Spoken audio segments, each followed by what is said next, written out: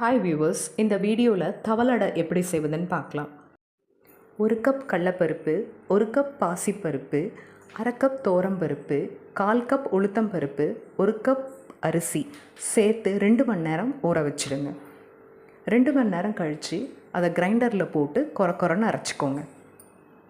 Mixie ஜாரில் தேங்காய், பூண்டு, காஞ்ச மிளகா, சோம்பு, பெருங்காயம் சேர்த்து கொரன்னு அரைச்சி கிரைண்டரில் இருக்க மாவில் சேர்த்துருங்க. இந்த பொருட்களை கிரைண்டரில் ஸ்ட்ரெயிட்டாகவே ஆட் பண்ணலாம், ஆனால் மாவு அரைப்படாமல் நின்றுடும். அதற்காக தான் மிக்சியில் சேர்த்துட்டு அதை மாவு கூட ஆட் பண்ணுறோம்.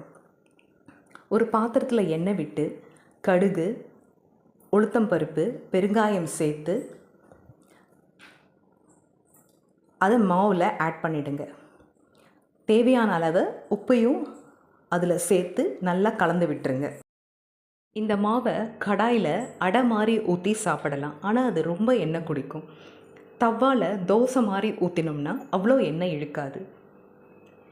இந்த தோசையை தேங்காய் சட்னி, புதினா சட்னி, தக்காளி ஊறுகாய் தொட்டுன்னு சாப்பிட்டா ரொம்ப டேஸ்டியாக இருக்கும். இந்த ரெசிபியை நீங்கள் ட்ரை பண்ணிவிட்டு கமெண்ட் பண்ணுங்கள். சப்ஸ்கிரைப் பண்ணாதவங்க சப்ஸ்கிரைப் பண்ணுங்கள், லைக் பண்ணுங்கள், ஃபேமிலி அண்ட் ஃப்ரெண்ட்ஸ்க்கு ஷேர் பண்ணுங்கள். தேங்க்யூ.